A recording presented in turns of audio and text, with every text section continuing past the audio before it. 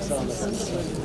İkincisini açacağımız ve bugün sosyal dayanışmanın ve paylaşma kültürümüzün en önemli örneklerinden birini burada gerçekleştiriyoruz.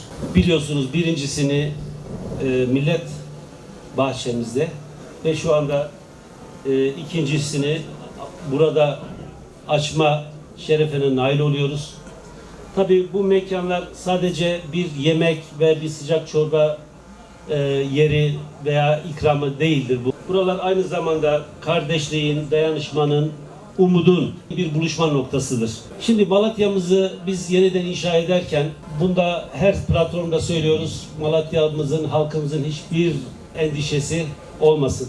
Malatya'mız hızlı bir şekilde ayağa kalkacak ve kalkıyor. Görüyorsunuz her tarafta inşaatlarımız devam ediyor. Fiziki kalkınma ile ilgili sorunumuz yok. Bunları hepimiz birlikte eskisinden daha güzel, daha dirençli, daha mükemmel bir Malatya inşallah oluşacak ve birlikte burada yaşamımızı sürdüreceğiz. Tabii zor günler çabuk geçer. Büyüklerimizin dediği gibi zor günlerin ömrü olmaz. Biz birlikte el ele verirsek bu zorlukları hep birlikte aşacağız ve bunda da hiçbir tereddütümüz yok. Son bir haftada 2 tane bakanımızı ağırladık biliyorsunuz. Çevre Şehircilik ve İklim Değişikliği Bakanımız, akabinde de Gençlik ve Spor Bakanımız geldi. Ben gerçekten başta Cumhurbaşkanımıza ve emeği geçen tüm bakanlarımıza, özellikle de elini Malatya'mız üzerinde hiç çekmeyen hem çalışma arkadaşım, dostum ve çok kıymetli hemşerimiz Murat Kurum'a özellikle teşekkür ediyorum. Çünkü burada bir müjdeyle geldi biliyorsunuz. İnşallah yıl sonu itibariyle 79.000-80.000'e yakın konutu hak sahiplerine teslim edeceğiz. Tabii bildiğiniz gibi Spor Bakanımız geldi. Burada aslında spor yatırımları çok ciddi bir yatırımlar var. Siz de biliyorsunuz. Malatya'mızın muhtelif yerlerine ihtiyaç duyulan alanlara spor tesisleri yapacağız. Bunları ilerleyen dönem içerisinde hepsini sizlerle paylaşacağız. Biz bu ödenek müjdesini aldık nasıl olsa 2,5 milyarı. 2,5 milyarı şu anda bizim arkadaşlar planlamasını yapmıştı zaten.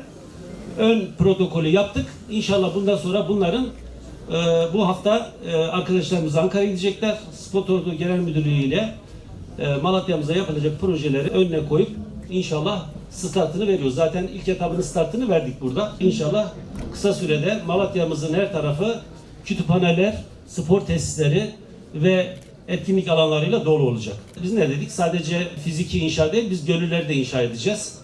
İnsanlarımızın bütün sosyal ihtiyaçlarını da karşılayacağız. Tabii bir taraftan bu yapım işleri devam ederken sosyal ve kültürel faaliyetlerimiz de devam ediyor. İşte burada ikincisini açıyoruz şu anda arkadaşlar.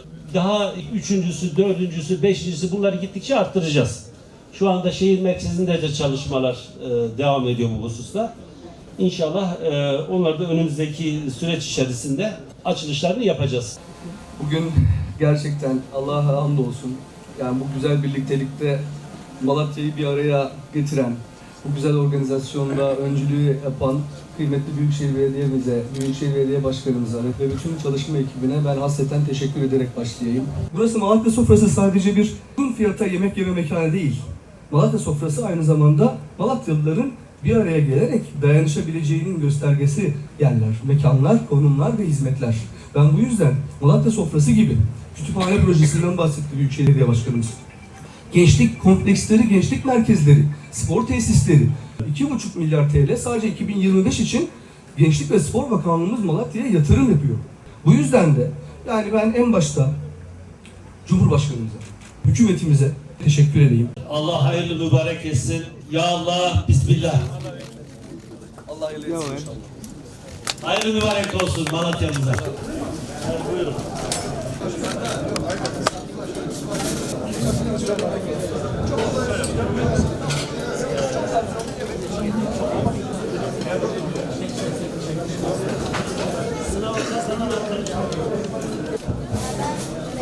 Neşe gidiyorsun? Selma?